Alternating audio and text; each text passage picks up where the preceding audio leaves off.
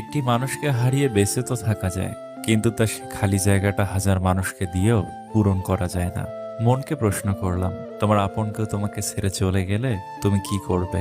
মন বলল, যে আপন সে কখনো চলে যায় না, আর যে চলে যায় সে কখনোই আপন ছিল না।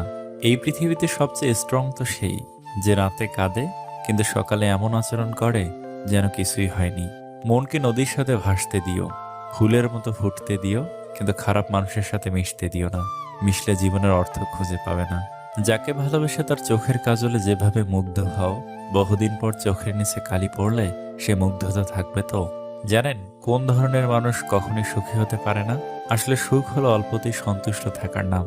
যারা অল্পতেই সন্তুষ্ট থাকতে পারে না, তারা কখনোই সুখী হতে পারে না।